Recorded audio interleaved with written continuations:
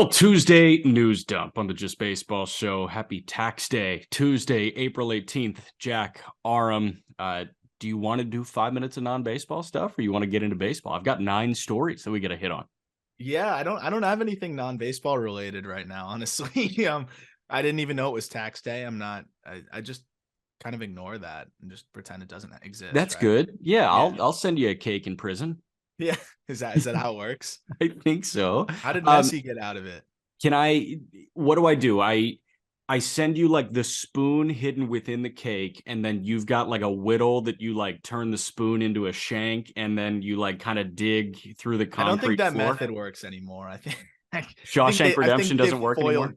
I think they foiled that one after like the 100th movie showed that method, but no, hopefully that's not an issue for me. I saw you had a nice little interaction with TurboTax on Twitter, which is pretty cool. They sponsor Mr. Beast. Why can't they sponsor us? That would be really cool. Which speaking of sponsors, this podcast is brought to you by BetMGM. Thanks for betting yeah. with the king of sports books, babies. So this is good, man. That was a great transition into the BetMGM thing. Yeah, TurboTax sponsors BetMGM or sponsors Mr. Beast.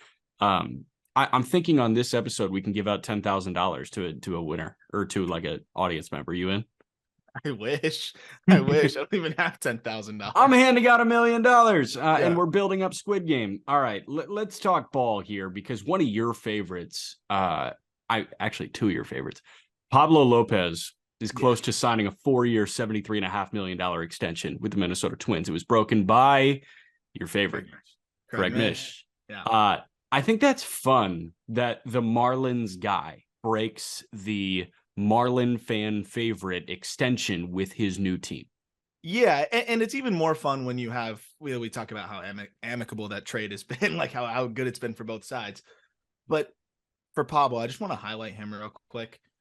He signed out of Venezuela for $280,000, which is not a drop in the bucket compared to like Christian Javier, Framber Valdez, but he was a very overlooked pitching prospect. He was a throw-in player in the trade for David Phelps from the Mariners over to the Marlins. Like he wasn't even the centerpiece. I remember the centerpiece was at the time a top 10 prospect, Brian Hernandez, I believe, who's no longer in affiliated baseball. But that's just the crazy part about it. He was just one of the throw-ins in there, kind of in the same level as Nick Neidert, for example, who is now with the Cubs organization, I believe. Point being, he was a very overlooked depth arm, kind of back end of the top 30, if that, we're talking about prospect rankings. And this guy just worked his ass off. If he wasn't playing baseball, he'd be a doctor right now. Like that's what he says he wants to do when he's done with baseball. And if you speak to him, you can tell that he is somebody that is highly intelligent and he's going to do a lot of things beyond baseball once he's done. But the cool part is he is not going to be done with baseball anytime soon. He's overcome some arm issues and looks as healthy as ever. Knock on wood, hit 97 his last start, which is huge for a guy that had some shoulder issues over the last couple years, and that's why some teams were a little skittish to sign him. But I just wanted to highlight Pablo because, well, one, great job by the Twins to lock him up there. If you're going to give up Arias, obviously you want to lock up that starting pitcher who's going to be a free agent pretty soon. Not anymore. I think it's a great deal for Pablo to lock up $73 million, but a great deal for the Twins to get him for that amount. It's a very fair value there. And just an awesome story for a guy that was kind of an afterthought in the minor leagues to, now have this generational wealth and prove to be, I think when he's right and he's healthy, I think he's a top 30, 35 arm in the game. Yeah, 100%. I think he's higher than that. I think when he's fully right, he looks like a top 20 arm in the game right now, 25 arm in the game right now. Through 4 starts, he's got a 1.73 ERA. He's punched out an AL best 33 guys in 26 innings. So he's gone 26 innings in 4 starts. This is a guy that can flirt with 200 innings if he's healthy for the entire year. Last year, didn't he miss a start or 2 and he got to 180 innings? He missed, I think he might have missed more than that. I think he might have missed 3. He started 32 games and he threw 180 innings, man. Yeah. I mean, this guy can be a horse when he's right. 100%. And to see the velo up is the number one thing. And then also to have this breaking ball involved as well. So you're seeing the velocity tick up pretty much almost 2 ticks from last year. And he's got this breaking ball. Pablo, it was a tale of 2 halves for him. The first half, we were talking about top 30 pitcher. We we're talking about a potential, 1 or 2 type that he looked like. Now, I think he's back to that, because he had that rough second half. The injury kind of impacted that a little bit too, and then coming back from it. If he stays like this, I mean, he's pitching like an ace. Yes, he is. He's pitching, you know, maybe not an ace, but he's pitching like a top flight 2 or a borderline 1, right? And that's all the Twins need because they have a bunch of threes behind Pablo Lopez. So they found a guy that can masquerade as a 1, and they locked him up. And I love the extension for durable guys. Like the Garrett Cole deal is just better than the Steven Strasburg deal. You knew that in real time. Obviously, hindsight is proving that 100% correct, but you knew that you were going to get 200 innings from Cole. With Pablo, like, obviously, yes, he's dealt with the shoulder things, but I'm actually not afraid to extend Bieber because you know that Bieber will work with his body to give you 180 innings at least. And I think that's who Pablo is. And that's the thing. Like, worst case scenario, if Pablo does kind of tick back down to 93.5 and his arm is a little bit iffy there on the back end of the contract, he's still going to get outs. Yeah. He's still going to get outs. But the crazy thing is he's 27. So hopefully he stays 100% healthy. It looks like he's as healthy as ever. And great news for the Twins, and congratulations to Pablo. An awesome dude. And that's the thing. It's a lot like the Arias situation where you think this guy's 30 and it turns out he's 27 years old. Mm-hmm. He's got some great years of pitching ahead of him. And, he's got his 40s to go to med school. I think we can use his 20s and 30s in the AL Central in Minnesota. Yep, absolutely. And they needed someone to kind of stand out from the pack in terms of, like, you mentioned a bunch of threes. It looks like Pablo's, they gave him the opening day nod, and it seems like he's really, grabbed on to that frontline guy for them. What's crazy, though, is Sonny Gray has looked like a better than a 3, and Joe Ryan has looked better than a 3. So all of a sudden, you might have 3 high-end 3s, which is better than we thought. So that's the really cool thing about the way the Twins have assembled this rotation, and I'm very in on what they're doing over there. I really am. 100%. Me too. San Francisco, I'm not in on what they're doing at all, but they just handed Logan Webb a 5-year, $90 million extension, which I am in on because you need to lock up talent there because there isn't much. And yes, Webb is the talent in that starting rotation. Yes, he's off to a slow start. He's 0-3 in his first 3 starts. He's got a 4.8 ERA, but we know Webb, man. He's always going to be that sinker slider, get ground balls, survive across 180, maybe 200 innings if the stars align for him. He has proven durable. 150 innings in 2021 at 24 years old, 192 innings last year at age 25. He's got a ton of good pitching and a ton of good baseball ahead of him. He's going to end up being the vet. He's 26 years old. He's already starting his 5th big league season. He's going to be the vet for a Kyle Harrison and whoever else, makes their way through the pipeline. You hope that Will Bednar is going to be good, although he's off to a slow start in his pro career. Logan Webb is a steadying face in a very volatile clubhouse, I guess, and not volatile emotionally. I'm talking like, I don't know how many of these guys will be here in 2 years. So that's exactly what I was going to say. Looking at the San Francisco Giants, I think this year, obviously they're hoping to, catch lightning in a bottle and hang around the wild card. We don't think that's going to happen. But I feel like the next, especially this season, and then maybe going into next, is going to be a big year for them to figure out who is actually a part of the future here. Who do we want to be here when we are good? And who's going to be a part of this turnaround for this team? I think you ID Logan Webb without a doubt, right? That's a no-brainer guy that you want to be a part of your team. I think they're going to see how this year goes with Jock Peterson. And if he continues to look like that, maybe that's a guy that now they try to bring back on, an even longer term deal. But you look at the rest of this team, and Michael Conforto's actually looked pretty solid through the first 13 games. Is already a little banged up. There's not many guys that when you look through this ball club, especially on the position player side, that you can ID and say, I for sure want this guy to be part of the San Francisco Giants in 2025 or beyond. Let's play a game. 2026 season. Is this guy a San Francisco Giant? You ready? I'm going to go through the lineup. I'm going to go through the bench, and then I'm going to go through the rotation. Lamont Wade. No. Tyro Estrada. No. Michael Conforto. Estrada's been great, though, this year, actually. So I'll say yes on Estrada, sure. Okay. Estrada also only 27 years old. So yes to Estrada. Michael Conforto. No. J.D. Davis, No. Mike Yastrzemski. I think they go their separate ways. He's 32 years old already. Yeah, he's not getting any better. 26, he's 35. He's not getting better. I say no. David VR. Yes. Because he's a utility guy. He's a good utility guy, yeah. Brandon Crawford.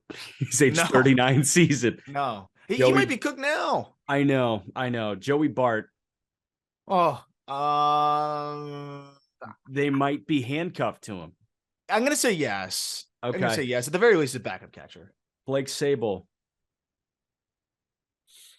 I think the answer is no, man. He doesn't look hot to open his big league career. It was a really bold Rule 5 selection there. I like the shot that they took, but I'm going to say no. 2026, no. Matt Baty, 30-year-old Matt Baty. No. Darren Ruff at 37 years old. Yes. No, absolutely not. Wilmer Flores. That guy's never leaving. That guy will be here till he's 80. But yes. Okay. And then on the active roster, how about Elliot Ramos? Dude. He has been a very disappointing prospect, given how highly regarded he was. I'm going to say no. He's a change of scenery candidate, if anything. That's the thing, man. And I'll save you the breath here. Alex Wood at 35 years old in 3 years? No. Alex Cobb at 38 years old? No. Sean Manaea? No. Anthony DeSclafani at 36 years old? No. Like, nobody's gonna be here that's on the roster except Logan Webb. Like, he's the only surefire yes, and Camilo Doval. I would say Camilo Doval, and that's it. But that's it, man. You've got Taylor Rogers and Tyler Rogers, who both suck. Like, it's so... Tyler's been good. Taylor's been horrible. Taylor threw his glove away. Did you see that? Yeah, he just threw it in the garbage. And like, it wasn't even an aggressive, like, throw it in the garbage. It was he gently placed his glove in the trash can. Mm-hmm. Really weird display of angry emotion. I watched that outing. I was waiting for something to blow, and just nothing happened. He just looked so stoic on the mound. I'm like, oh, he's gonna give it to us in the dugout. Nope, just gently just called it a wrap with the glove. Discarding my glove, which has betrayed me. Yes, that's it. I am done. But so the point being with this Giants team, they should trade every single player who can get them anything back. Like, that is the clear thing. And we're going to talk about it on the call up, because I think this kind of sums up. I've put myself on record saying Farhan Zaidi is one of the most overrated execs in baseball. And I still stand by that. The way they've not developed a lot of the minor league talent, the way they've kind of managed this, mediocre team of old players over the last couple years. Band-Aids on the Hoover Dam, man. That's correct. What he's doing. They caught lightning in a bottle 1 year, and I think it was like the worst case scenario for them. Because now they thought that this group could do more, and they tried to piece it together with a guy who hasn't played in 2 years in Conforto, and we can go into that. But I think this sums it up as well as anything. You mentioned Will Bednar not really developing well. How about Patrick Bailey? Their other first-round pick has not developed well. Joey Bart has not looked like anything good. But what's interesting is they're incredibly talented third base prospect, Casey Schmidt, who's one of the best defensive infielders in minor league baseball. We talked about him briefly, I think, on the last episode when we were doing the top 100 breakdown. That guy's playing short now. He's splitting time in AAA Sacramento between third and short. You know why? Because Marco Luciano's not developing the way that they thought, and they have no other shortstop prospect in the system that is remotely close, and nobody on this active roster that can really play shortstop other than Brandon Crawford, who looks kind of cooked. So when you look at it from that perspective, the fact that usually we're always looking at shortstop prospects and saying, can they stay at short? How often do we see a third base prospect and say, oh, can he play short? Like, one, it's a testament to Casey Schmidt, who's incredibly talented, a great pick by them, a second rounder out of San Diego State. But it shows you how desperate they are. They have one of the best defenders at third base who would go to the big leagues and be one of the best defenders in the big leagues at third base. And now they're moving him to shortstop, where he should be solid, should be above average there because he's so talented. But it just shows you the state of the franchise when you're moving, a guy that excels at one spot to try to patch up another spot somewhere else. The Giants are in an interesting spot, and I think they're going to be able to spend their way out of it. We've talked about that, but it is kind of rough times. I'm glad they locked up Webb, though. That was a good start to lock up one of the pieces that is going to be here in the future. Yeah, and then, I ask you about the spending. They break the bank for Shohei Ohtani, right? So say Ohtani's in a Giants uniform next year, and, Honestly, with the next story we're going to get to, like we're going to revisit the Ohtani narrative as well. But for the sake of this exercise, let's say that they give Shohei Ohtani a $500 million deal. Yep. And then they hand out a bunch of Haniger Conforto type deals to surround him. Still don't think this team is that good. No. Yeah, not So really. weird. Yeah. So I forgot weird. about Haniger too. That guy's going to be there in 2026, I guess. I guess. What's he going to be in 2026? On the IL, unfortunately. I love Probably. Haniger. I like that pickup for them, though. I'm not going to go back on that one. I would have done the same thing. I like that move. Got you. Hopefully he can come back and be healthy. But no, that team's still not good. But you figure they can piece together the pitching, and then that offense could be enough with the role players around them. Yeah. You know, like that could work. Yeah, I think Shohei could be looking at a better situation if he stays in LA in large part because of the next story. And it's Zach Neto being selected to make his MLB debut. He's played in a couple games so far this year. The corresponding move was David Fletcher being optioned. I don't need to spend much time on Fletcher. Like David Fletcher is Nick Madrigal, who are both like being phased out of Major League Baseball right now. But Zach Neto was perfect aggression from the GM of the Angels, Perry Manassian. Like that was, I need to show the best player on the planet, the most talented player ever, that we are bought into winning with him. Yeah, and this is exactly what that showed him. I mean, so on the other side, I think Perry Manassian is one of the more underrated executives. And I love this move too, man. I mean, aggressive, sure, right? Neto is only played how many professional games? 44 minor league games. Yeah, 44 minor league games, and has not played above AA. But we saw this guy in spring training. We've seen him last year. We saw him in the early going of this year. He is a natural hitter. A big leg kick. It looks like there's a lot of moving parts. It doesn't matter. He's super athletic. He makes it all look so easy. What's amazing about him is it's above average tools across the board. And the shortstop situation, the David Fletcher situation, was so dire that they felt as though Zach Neto was an upgrade immediately, because I don't think they're expecting Zach Neto to hit his ceiling right away, right? This is not, the classic situation of Gunnar Henderson, raking through double and then triple and then being ready. This is a guy that's making a big leap, and there might be some growing pains, but those growing pains are worth it because he's going to run into more homers. He's going to probably still get on base at a better clip. And he's going to just be more dynamic and a better player for you overall. And I think that's something that they were willing to, stomach the growing pains, because the leaps, right, are going to be higher than the valleys in terms of the good and bad of Neto versus the good and bad of Fletcher. Like, what's the good that you're going to get from David Fletcher at this point? I don't know, like a 3-hit day with 3 looped singles, one of which maybe comes with a guy at third base. The peaks of Neto are going to be way higher. And the valleys, I don't think, are going to be as well. Yeah. Zach Neto 0 for 8 with 2 punch outs for his first 2 big league games. You option him now, right? I mean, yeah, he's cooked. It failed. Mission failed. Abort. No, I mean, Neto, like, he's just smooth as shit, man. And he's a top 30 prospect on your new top 100 list, which is in the show notes. It's also the headlining article at justbaseball.com.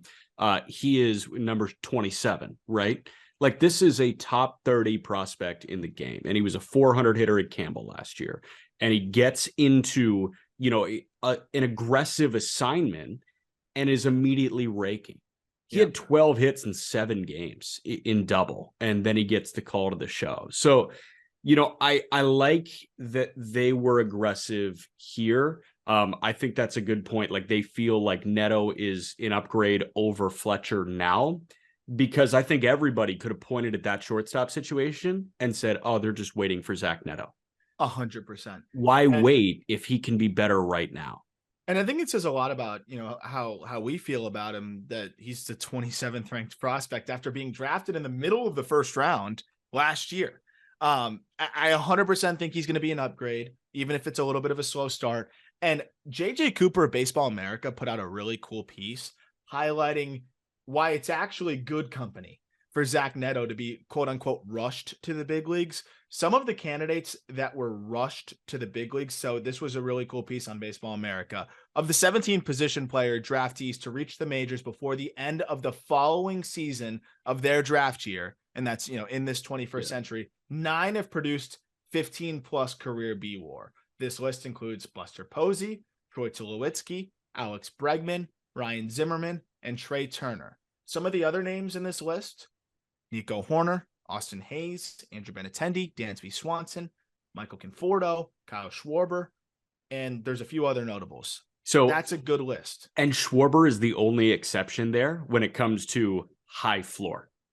Right? Every one of those bats is a safe bat except Schwarber, and Schwarber had prodigious power, and the Cubs were trying to win a World Series that year. So that's why they rushed him. I love that list, man. And Neto totally fits the mold. You've got Neto ahead of Brooks Lee, yeah? Yes. Yeah, and Brooks Lee went 6 picks before him? Something like that, yeah. Yeah, why do you like Neto more than Brooks Lee? Way more upside. Brooks Lee's, spray the ball kind of guy. I think it's the bat to ball is phenomenal. But defensively, I think he's a little bit less athletic and rangy. I just think the ceiling's a lot more limited. Maybe the floor is slightly higher, but with Neto, it's like 50 to 55 grades across the board. It's above average tools across the board. Where the power's fringier for Lee, I see 20 home run potential for Neto. Maybe a little bit more than that. And that's really the difference. Also, Neto's a better runner. It's just more of that true, well-rounded shortstop. Whereas Lee, it's going to be a lot on the bat and a lot on the fundamentals. And that's why I'm really excited about Neto, because I think the upside is there. He could be an all-star. Yeah, you're more excited about Brett Baty, though, who got recalled by the Mets. Baty was dealing with some soreness in his thumb, I want to say, which is tough, like grip-wise. But he came back 9 games in triple so far this year, 400 batting average, 500 OBP. He's OPSing 1,400 pretty much. He's got 2 doubles, 5 homers, 15 driven in, and 2 bags in 9 games. This guy was beyond ready, and you've got him as a top 10 prospect in the game. And if I'm not mistaken, the number 1 prospect in the Mets organization ahead of Francisco Alvarez. Yeah. And dude, I mean, let's see who gets more at bats right away. Right. If Francisco Alvarez was ready, I think he'd be playing every day behind home plate, especially with Narvaez out. Baty, if he's coming up, he's playing every day, man, or at least close to it, at least 4 or 5 times a week. And Baty's just, what you're getting. I think Alvarez, big power catcher, could be really special, but Baty, I feel good that you're going to get decent batting average, good power, and much improved defense at third base. It's so nice when the rich get richer here, right? Because the Mets are already phenomenal. You could argue that they had a little bit of an issue at third base, and now they bring up who I think is the best third base prospect in baseball right now, in Brett Baty. 112 mile per hour oppo homer the other day, man. Like that is that's plus power that he's got, and he's finally hitting the ball in the air. If he hits his potential, which I think he will, and he's very polished, his approach is good, he could be a dark horse for rookie of the year. Like I think he could be catching up to Corbin Carroll and making a case there. So this is a really, really fun player that I think is going to be able to contribute right away for them. I don't think there's going to be as many growing pains with Brett Baty. You don't feel bad about benching Eduardo Escobar, who's hitting $125 in 53 plate appearances? I think he's going to mostly just face lefties. That's it. Yeah, they like him better from the right side. Hey, is Alvarez going to play? I don't know, man. I don't know. I think the second that they have a better backup catching situation, I think they send Alvarez back down. What's going on there? I kind of hate how they're doing this with him. Yeah, it sucks. I think it's a team trying to win now that doesn't have a better backup option. Which sucks. Like he is, I mean, dude, Pipeline last year had him as the top prospect in the game. Do you remember what I think I said it on here a little while ago when he was in triple about what my concerns were? I still think he's one of the best catching prospects in baseball. Don't get me wrong, he's 21, but the high fastballs, how he could not lay off them, and his swing path, like he needs, like, it's okay. A lot of really good hitters, Mike Trout included, have a blue zone at the top of the zone. The difference is you know how to lay off of it when it's just above, or if it's a strike, take it for a strike and dare them to locate it at the top of the zone 3 times in a row. Guys will always tug it down and it's a home run. That's what Trout always does. But the reason why Trout strikes out a little bit is sometimes guys locate it up there and they'll get you.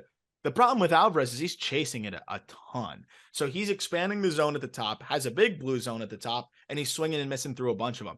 I saw that in triple when I was going before he got promoted. That was something that was standing out to me in triple, both when you watch and then in the data. And I was like, oh man, that's not going to get any better in the big leagues. And it's not. So he just needs to get more at bats, get more comfortable. But this is also now a guy that's trying to learn how to catch a Hall of Fame starters on the fly as a guy that does have the potential to be a good defender, but is still learning there too. This is a fight or flight mode Francisco Alvarez right now up there. And I'm sure he's not complaining. He's, getting service time and getting his checks, but it's not great for his development. He should be playing every day in AAA and getting at bats and improving his approach and improving defensively. And instead he's playing once a week and, getting thrown into the fire. Again, it's the Mets just trying to win now, and he's better than whatever other backup option they'd have. But I don't love it. I don't love it. And remember, Francisco Alvarez had his first legal beer last Thanksgiving. He turned 21 in mid-November last year. So, this is such a young guy as a catcher. You're not throwing him off. In my organizational philosophy, I guess, that I've picked up on and I really love from orgs that, A, I've been around, and B, the ones that I, deem as the gold standard in Major League Baseball, they're quote unquote top prospects, their path, their checkpoints are not altered by what happens at the big league level. Yeah. And that's what's happening with Alvarez right now. Baty passed all of his checkpoints and he is overqualified to be a major leaguer every day for this entire year. That's not Francisco Alvarez yet. Yeah. Alvarez is qualified to be a AAA catcher and be at finishing school, but he's not qualified to be an everyday catcher at the major league level, and that's not what he's been given the opportunity to do. Why would you make that guy a backup catcher? It's just beyond me. If you wanted to throw him into the fire because you have no better option and start him at catcher, I'm fine with that. We just talked about why it's okay with Neto, but Neto is also more the profile that fits that. Yeah. But I'd be okay with that. Okay, let's see what he does. Hopefully he can learn. If he's a mistake hitter through his first year, his power is prodigious. He could be a mistake hitter and you hope that he's, Mike Zunino type, in his first year and develops. I think that's a really bold move, but I can understand it from a team trying to win a World Series. When you look at what he did in AAA last year, that should have told you that he wasn't quite ready. Yes, 121 WRC plus, but the strikeout rate jumps. Then you look at the data behind it. Swinging strike rate of nearly 20% on fastballs. That's not going to translate. In zone whiff over 30%. So that means the zone contact was around 68% on fastballs. Yeah. That's not going to translate. All of the writing was on the wall. And this is not to say that Alvarez won't be good. I think he will be great, but he's 21 to your point, and he needs to learn how to lay off fastballs at the top of the zone. He needs to learn how to just hit them better and just be more well-rounded. It happens. It's a young guy that has flown through the minor leagues. Yeah. And here's the thing, man, it's a lot less sexy, but I would have honestly preferred if the Mets, as soon as they saw Narvaez went down, traded cash considerations for somebody that signed a minor league deal this offseason. I would so much rather see a Jorge Alfaro or a Tyler Heineman or a Kevin Plawecki or a Luis Torrens be the backup catcher to Neto than Francisco Alvarez be the backup catcher to Neto. But I don't think that's acceptable for Mets fans. I don't think that's acceptable for Steve Cohen. And that's the problem that we're running into right now. Yeah. So instead you got a kid that's 1 for 15. He's 1 for 15. He's got a negative 38 WRC plus right now, I think. Negative 68 now, and he's negative 68, negative 0.3 F4. Early, but it's discouraging. Why are we blasting this kid's confidence when you could go grab Heineman, who can do a serviceable job? It's similar to the Campusano situation in San Diego, but the difference with Campusano is, there was some makeup issues and questions about just the way he carries himself, and sure, that can, impact how much opportunity you want to give the guy. That's not the case with Alvarez at all. But from a pure baseball standpoint, look at what it's done for the development of a very talented Luis Camposano as well. He's kind of stuck. He's like stagnant in his development too. Yeah, 100%, man. All right, moving to the other New York team, we've got another prospect being recalled after Giancarlo Stanton hits the IL. We got a text in that Just Baseball group chat last night. I want to say like, hey, Giancarlo's yearly IL stint is here, which sucks. But Oswald Peraza is the corresponding move. Peraza is back up. So my question to you is, where's Peraza playing? Yeah, that's the fun part. I feel like it depends on what they want to do with the rest of the roster, right? It's more, I think it's less about Peraza and more about what they want the rest of that lineup to look like. You know, like, because I guess you're going to plug and play Peraza wherever. Peraza might just be a bench option for them. Shit. Like, so, you know, that's another guy that, you know, that could be getting everyday at bats in AAA. But honestly, I don't even think Peraza really needs him. Like, he's pretty much shown me enough in triple. So if they feel like that gives them their best foot forward, then that gives them their best foot forward. But I'm pretty sure Peraza has not really played anywhere else much in the minor leagues. Like, it's shortstop and second base. So looking at the Yankee situation, who got hurt? A guy who DHs. Now you call up a really good defensive infielder. It's not really one for one there. It was really because I think he's the guy that's already on the 40-man, that they already had it up at some point this year, so they don't have to burn somebody else's option or whatever it may be. Like, it makes sense to just call up Peraza. But I think it really just was he's the next man up. It wasn't really like okay, this position got hurt, so we're going to bring up a prospect who plays the same position. This is, we have an open spot on our active roster, and this is the most qualified position player, period. Gives them flexibility. But I am interested, like, does this mean we see more Franchy Cordero? Like, I guess. Do we see more Willie Calhoun? Why are we seeing Willie Calhoun and Franchy Cordero on the New York Yankees? I understand Franchy had a nice start. I promise you that will end very soon. I went to the game the other day. I saw him against, I think he got blown up by Louis Varland. Like, yeah. Although Varland is sneaky blowing up a lot of guys, right? I understand that.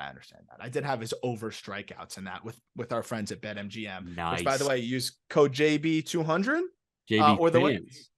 JB fan. You just click the link in the description. You can get the bonus you need there for BetMGM. But I took Varland over K's that actually hit. But I that he's not going to keep doing this. It's Franchy Cordero, man. And then what? Willie Calhoun. What are we doing here? So I am interested to see what they do to try to fill that, like, that DH corner masher role, because it's not Peraza. But at the same time, having a Peraza on your bench is great. You can plug and play. You can move guys around. You can get creative. So I ask you, how about, I mean, the Oswaldo in right, you know, you've got Judge in center. How about Cordero in left, Peraza at short or second with Volpe at the other, and Gleyber Torres DHing? That's what I was literally just thinking. And you don't have to do it every day, because I think, Gleyber, it's almost one of those things right now. He's playing so well, you don't want to fuck with it. Like, some guys don't like DHing. I was talking to Jeff Conan about it on Outside the Box. He hated it because he'd think about everything more. Whereas when he goes back on the field, he felt like he could, at least, even if he's not hitting well, like, flush it. Yeah, he could flush it, and he could feel like he's still contributing in another way. So when he's, if he makes a nice play or does something on defense, like, it's taking pressure off the bat. I don't know if that's the case with Gleyber. Everybody's different, but I think if you could do that a couple of times a week, 1 to 2 times a week, just to get Peraza into the lineup, that makes you more dynamic. There's a Yankees team that wants to run. We're seeing Volpe run. He just stole 3 bags in one game the other day. Having Peraza in that lineup there as well, a lot of speed that you'd be adding here with Peraza and Volpe, Cabrera, like, in an even Judge. Like, it makes this team that was really slow now a little bit faster. I would love that. I would love to see them do that every once in a while, because I think you want to have Peraza in this lineup. I do think he gives you something. He was really good for them last year for 15 games. Yeah. All right. Couple arms that are back from injury, then a couple arms that are shelved now with injury, and then we wrap with Joey Votto, unfortunately. Brayan Bello is back. He is starting as we chat. Bello did strike out Zach Neto, really interesting, but then Shohei Ohtani singled on a sharp liner to center fielder Jarren Duran. Thank you, Gamecast, on a 97-mile-an-hour fastball. It's Ohtani and Bello today. Max Fried is also back from injury. Fried is starting in San Diego tonight at 9:40 against Ryan Weathers and the Padres. So good test right away from Fried.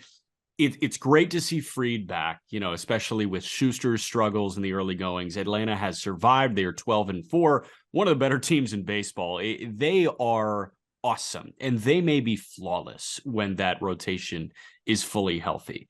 Bello is an interesting one because the Red Sox, while they are 8-8, we're terrified of what this rotation is. Bello can offer that excitement every fifth day for them. So I was going to give my bold prediction, but then I didn't want to give it because I didn't know what the injury situation was for Brayan Bello. So now I'm going to put it down here.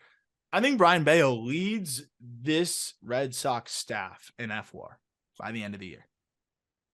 Because I think Chris Sale just doesn't look like Chris Sale. He looks terrible, which hurts my heart. It is sad. It is really sad because Chris Sale was one of the most electric arms we've seen in a long time. He was a Hall of Famer, dude. And some of the peaks with the Red Sox were unbelievable. Brayan Bello is extremely talented and got better and better and better as the year went on. His last start in the minors against a really good Columbus Clippers lineup, 6 innings, 4 hits, 1 run, which came on a homer, and 4 strikeouts, no walks. He's really good. Really, really good. He's going to get a lot of ground balls. He's up to 97, 98, sits in the mid-90s.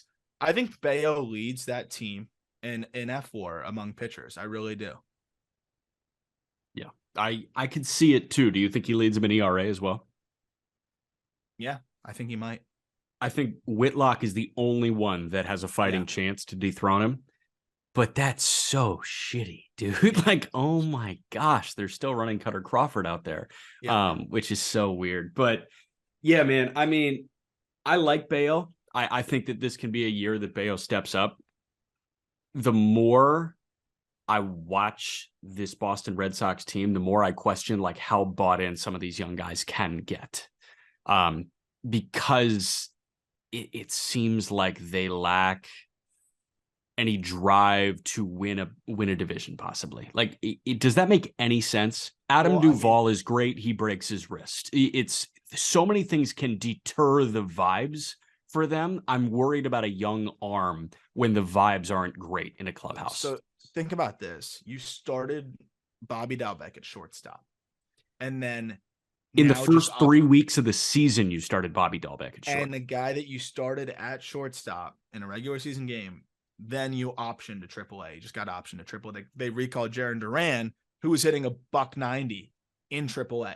So, right now it just seems like they are just trying to piece it together. And it's hard to buy in when, your starting shortstop is in triple. And then a guy that isn't doing that well in triple is now your starting center fielder or playing. Like, it is not good. It is kind of chaotic. But I think Brayan Bello will give them some much needed reinforcement in the pitching department. Yeah. Atlanta. Tampa's a weird one because they've started better than I think anybody was anticipating. But do you think Atlanta is the best team in baseball right now, or is it still Tampa? Do you remember before the season how I was talking about how worried I was about the left field /DH situation for the Atlanta Braves? Yeah. I'm pretty sure I saw a Foolish Bailey tweet about their production that they've gotten from left field. And I'm pretty sure it's been among like the worst imaginable on the offensive side of things, if I'm not mistaken. I'm pulling it up right now. Like, that's their one Achilles heel, I guess. So they, from their left field position, have received a 206, 242, 302 slash line, which is good for a 42 WRC plus from left field. Obviously that's a nitpick. That's very niche, but I don't know if you could pick a hole like that, like at a position of power. Atlanta Braves also from the DH position, 192, 253, 315. It's a 51 WRC plus. So from a left field and DH position, you are getting, well below big league average production. 2 spots where you're supposed to get well above of average big league production. Like that's just weird to me, and that is a little concerning. Especially when now you've got Grissom at short after Arcia gets hurt, and you're hoping Grissom can hold it down. And if Grissom doesn't, then you're gonna have Arcia back off of injury, and you're still hoping that he's gonna look as good as he looked in the beginning. I don't know. I don't know if they're the best team in baseball with that whole. I think they're extremely, extremely, extremely talented. I think they're a top 5 team in baseball, but you have to look almost perfect across the board to be the best team in baseball. And I don't think that they're perfect. I think they're far from it offensively.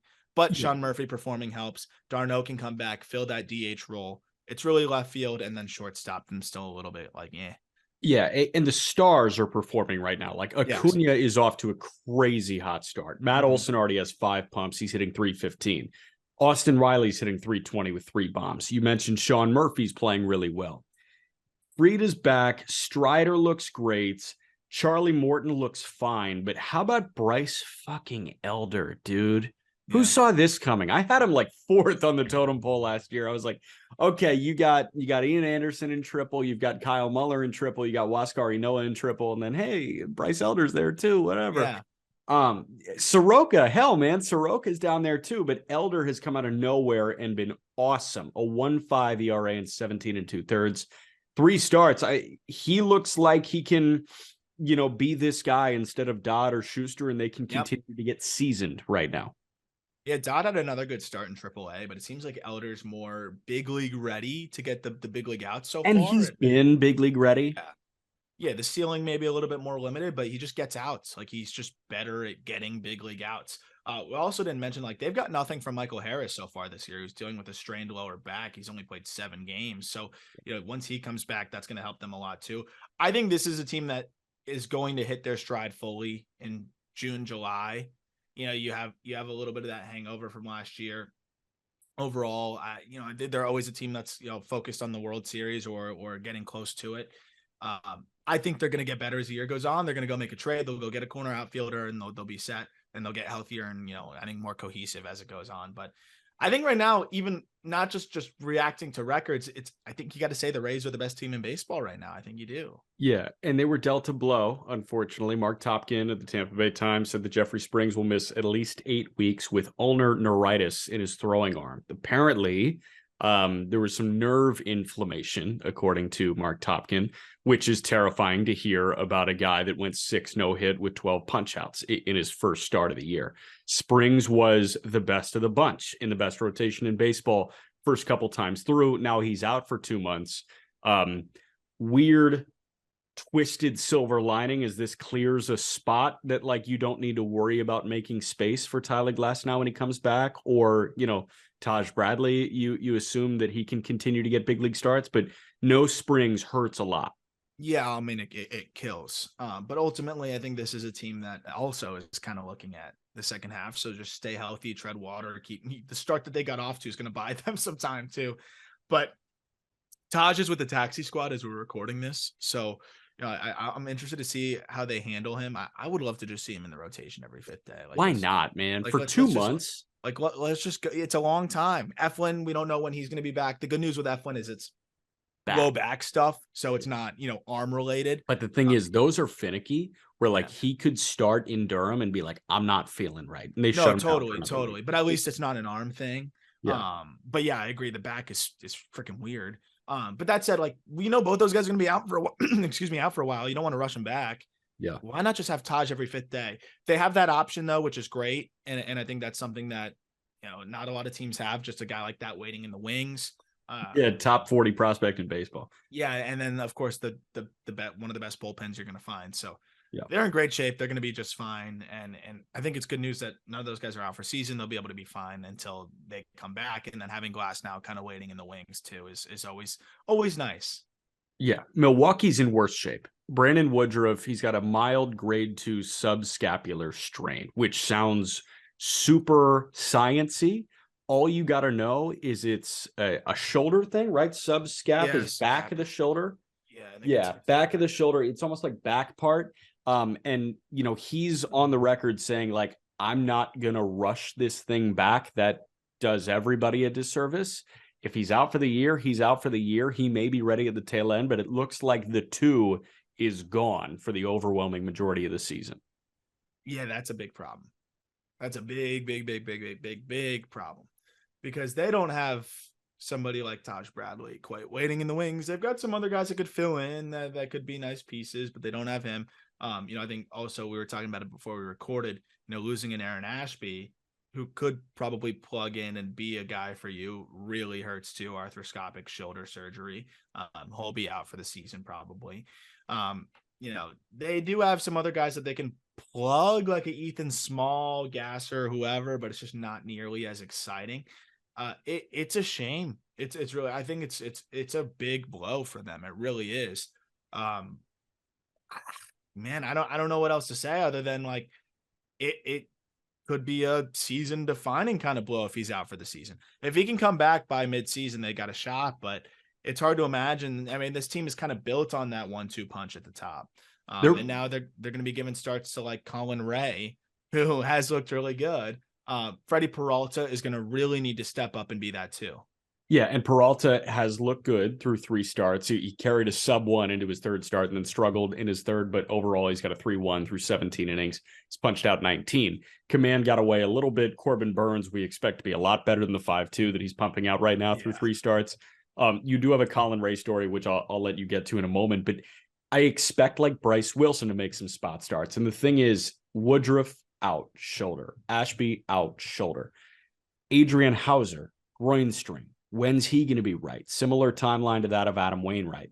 And Hauser, while he's not Brandon Woodruff, can be a serviceable 5, can give you a good spot start. Yes, Freddie needs to be really important. Eric Lauer, I think, like needs to be great. And he needs to be that first half Eric Lauer we saw last year. Yes, and he has not been the first half Eric Lauer this year through his first couple of turns. But tell me what your Colin Ray thing is. Yeah, so if you look at Colin Ray, first of all, has looked really good so far, and I think he could be a 5 for them. Went over to Japan. He was a SoftBank Hawk and was pretty solid out there. And with the cutter, he found the cutter, and that's been a factor for him. Fastball is kind of up to 94.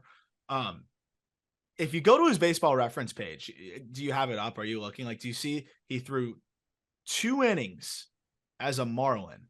Do you know why that is? No, I see he finished a game through 6. No. Sorry. 4 innings. Started a 4 game. innings, I think. 3 1/3 in 2016. He was a Padre for the majority of the year. So he was included in that trade of, was Jared Cozart, or no, it would have been, which Padres trade was it? So it would have been the trade that sent Luis Castillo over there. And what's funny about it is basically he gets traded over to the Marlins in this deal with Andrew Kashner, I believe it actually was. Here you go. July 29th, 2016. So the deadline.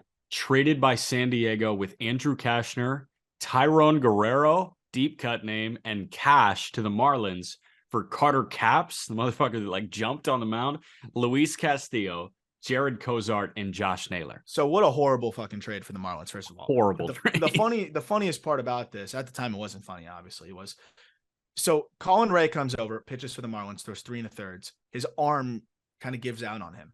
And the Marlins were able to kind of prove that, like, hey, this isn't right here. You withheld some information potentially on Colin Ray. The Padres were kind of like, yeah, you're right. Okay. We'll call it what it is. So the Marlins send back Colin Ray. They get Luis Castillo back. So they're able to actually get a mulligan on trade. Yes, that Luis Castillo, the one that is disgusting for the Seattle. The one that Mariners. went 6 perfect on Sunday. Yes. Yeah. So they get Castillo back because of the fact that Colin Ray was a big part of that deal. And at the time looked like a potential starting pitcher. Yeah. So they are able to get their pitching prospect Luis Castillo back, who they later trade again. They later give him away again. So that shows you how little the Marlins believed in Luis Castillo. But it was just funny to me that they get Colin Ray, they realize, okay, he's hurt, and the Padres were not, transparent about this.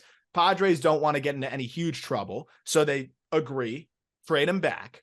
And then the Marlins decide, a month later, maybe less than that, or actually it would have been a year later, to trade him for Dan Straley. So they tried to trade Luis Castillo for scraps, got a mulligan, and then traded him for scraps again. I'm looking at Luis Castillo's transaction page right now. He debuted in 2017 with Cincinnati. He was signed by the Giants in 2011. Traded for Casey McGee. Yep, traded for Casey McGee with Kendry Flores. Then he was part of that Cashner, Tyrone Guerrero, Josh Naylor, Jared Kozar Caps deal. Then traded back, on August 1st. That was what, 2 days Literally later. 2 days later, the Marlins get a mulligan. Yes, it was Castillo for Ray straight up. And then January 17th, so that offseason, they trade Castillo, Zeke White, and Austin Bryce to Cincinnati for Dan Straley. And then it's just take off like a rocket ship. Yep. How much did they have to hate that dude? Who was the GM at the time? That would have been Mike Hill, I think. But David Sampson has been on record saying he was positive, basically, that he was a reliever. The Marlins president of operations. What? Was just like, yeah, we were very, very positive that he was going to be a reliever. David Sampson of Levitard fame? Yes. God, that's so stupid.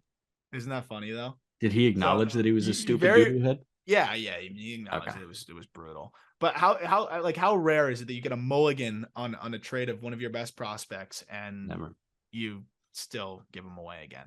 It's so stupid. All right, wrapping up with some, I guess, sad news about, I think, a future Hall of Famer. Do you think a future Hall of Famer in Joey Votto? I would have said like with one more good year. Yeah, it's going to be close. I say yes because he's like great dude, all with one team. Yeah, very well. Narrative fits. Yeah, the writers love him. Like, I don't know if it's first ballot. Yeah, I think it's going to take some time. Obviously, like it won't be first ballot. But I think when you have him, against a lot of these PED guys and whatever, like he's going to get in. He's got the MVP, a 412 career on base. He doesn't have any of the major counting stats, but a 412 on base and 926 OPS.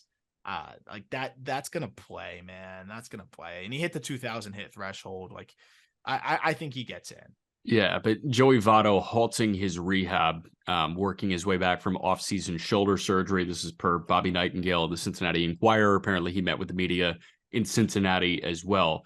Votto, I watched him all week in Louisville against Indianapolis, and this guy was strikeout city. I mean, he looked terrible, which was so weird, man. And like, he's a physically imposing guy. He's taken excellent care of his body into his late 30s, but I mean, he was so clearly the worst player on the field in Louisville for either team.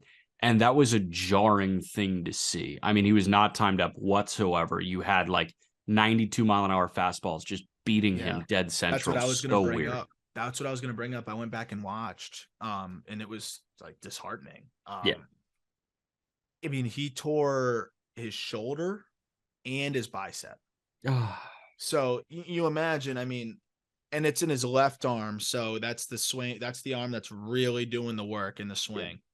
And it just looks like it's just not there. Like even the way he was finishing his swings, it looked like he was almost still guarding it. And like in baseball, man, if you're guarding your swing 1%, you're going to get blown up. Like if you're not free and as quick as you can always be, balls just eat you up. Fastballs will get by you. And that's why it's really hard to age well as a hitter. When you start to slow down, it's just you can't keep up and you got to make decisions earlier. And when you got to make decisions earlier, they tend to be wrong because you don't have as much time to see the baseball. 21 punchies and 45 plate appearances.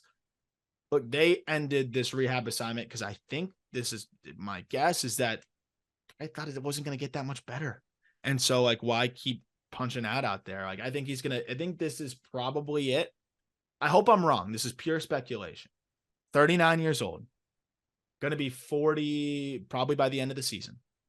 To me, I think it's like let's not tarnish, our memory of I feel like we're talking about him like he's dying. Let's not tarnish our memory of Joey Votto, the player, and like he could be a bench guy that comes in here and there. This is kind of a useless season for the Reds, anyways. I hope if this is it, they announce that he's going to retire at some point mid-season, and he gets a little mini tour and calls it that. But I do think that this is kind of it. I don't think it's overreactive to say, hey, like these 45 plate appearances were enough. Like I don't see it getting that much better than that. Like he'll run into some, like, yeah. and that's the thing. You can come off the bench, run into some, work some good at bats, spot start him here and there. And you'll realize at the end of the year he's hitting 210, but like it's kind of what the Tigers are doing with Miggy right now, anyways. Like I think he could do something similar. Miggy has one knee right now. Like you cheat, you catch a few home runs, and you ride off into the sunset. Feel terrible for like. I mean, I don't feel terrible for both those guys because Miggy's making what 30 this year and Votto's making 25 this year. So hey, man, they're $25 million richer than the overwhelming majority of planet Earth right now, just based on 2023 alone. So I don't feel bad in that regard, but I do feel bad that the narrative is being shifted at the end of their career. Unlike, I wish everybody could retire in the way that David Ortiz did, or Oh even on gosh. like. Even Pujols. on a subdued level, Pujols. Yeah, I mean, Pujols was like a 900 OPS last year. He was protected as shit. He didn't see any right-handed pitching. He didn't see any good pitching, but they put him in positions to succeed, and he succeeded. Unfortunately, not everybody is Albert Pujols, where they can succeed even when heavily protected. And it doesn't look like Votto is going to be that guy. Unfortunately, doesn't look like Miggy's going to be that guy, and that stinks. And I'm sorry Hey, to Miggy end hit a it. walk-off the other day. Little fastball, he dribbled up the middle. Like, Hell yeah. that's the thing that Miggy can still do is put the bat on the ball. So like in those spots, he can still do it. Like that's what I'm worried about with Votto. Is like what position can you put him in to succeed? Miggy is similar to Pujols, where I think if you put him in against a soft throwing lefty, you can just get the barrel out there and come up with some hits here and there. I don't Yeah. know what it's going to look like for Votto. Also, team option next year for 20 million. Obviously, that's going to get declined. So that's it, right? Like, so this is probably it. Who's picking up Votto? So I think that's kind of why they ended the rehab assignment. This is probably it. So for Reds fans, I'd say like enjoy what you got from him this year. And hopefully they give him a nice farewell tour, or he might just kind of want to ride off quietly. I don't know. But I'd presume that this was it. I hope I'm wrong and he finds something, but I think Reds fans should kind of enjoy the last of Votto in a Reds jersey. For sure. All right. News and notes on Tuesday. Everybody enjoy it. Get your taxes done. And every link you need is in the episode description. Peter and Aram, we'll talk to you guys tomorrow.